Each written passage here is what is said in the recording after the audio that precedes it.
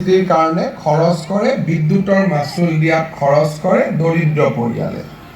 তেতিয়া আমি ইলেক্ট্ৰিচিটি বোৰ্ডক যদি 250 টকা ডাইৰেক্টলি দি দিলোহেঁতেন, তেতিয়া ইলেক্ট্ৰিচিটি বোৰ্ডে ৰাজসাহায্য দিব পাৰিলেহেঁতেন। কিন্তু আমি চিন্তা কৰিলোঁ যে প্ৰতিটো পৰিয়ালৰ 500 টকাৰ প্ৰয়োজন নহয়, কোনোবা 200, কোনোবা 300, কোনোবা 400 টকা। গতিকে ৰাইজে যাতে প্ৰতি মাহে ইলেক্ট্ৰিচিটিৰ যি খৰচ দিয়ে, সেই খৰচত আমি 250 টকা চৰকাৰৰ পৰা আমি দিয়াৰ আমি ব্যৱস্থা কৰিব পাৰোঁ। তেনেকৈ 830 টকাৰ অৰুণোদয় প্ৰথমে 1000 টকা হ'ল, দ্বিতীয়তে 1250 টকালৈ ই বৃদ্ধি পালে। এতিয়া প্ৰশ্ন হ'ল যে অৰুণোদয় 3 কি?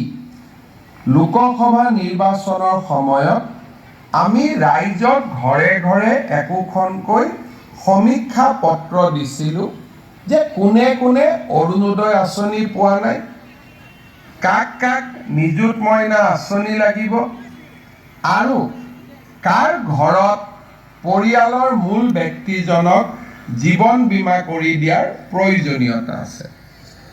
এই 3খন আঁচনিৰ ফৰ্ম প্ৰপত্ৰ যেতিয়া আমি ৰাইজক দিছিলোঁ, তেতিয়া বহুত ইয়াক লৈ হুলস্থুলো কৰিছিলে, বাতৰি মিডিয়াত বিৰোধী পক্ষই সমালোচনা কৰিছিলে।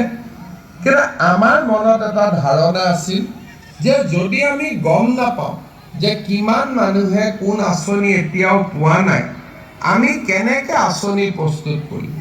সমীক্ষা, চৰকাৰে কৰা সমীক্ষাত সকলোৱে ক'ৰবাত নহয় ক'ৰবাত ভুল দেখা পায়।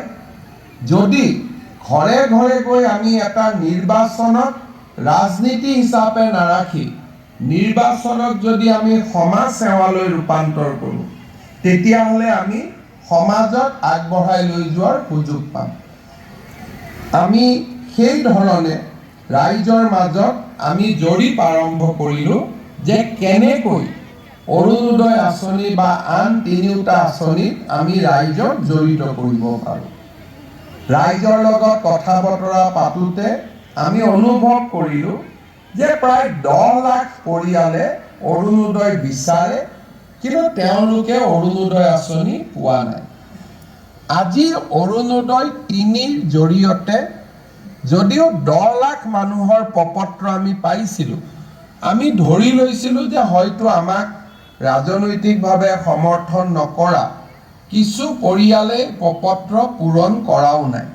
সেইবাবে আমি এটা চিন্তা কৰিলোঁ যে আমি প্ৰত্যেকটো সমষ্টিতে 10,000 এভাৰেজ, ক'ৰবাত সমষ্টিত বেছি মানুহ আছে অলপ বেছি পাব, কম মানুহ আছে কম পাব, এভাৰেজ 10,000, অৰ্থাৎ আমি 12,60,000 পৰিয়ালক অৰুণোদয় আঁচনিৰ সুবিধা নতুনকৈ দিয়াৰ ব্যৱস্থা কৰিম।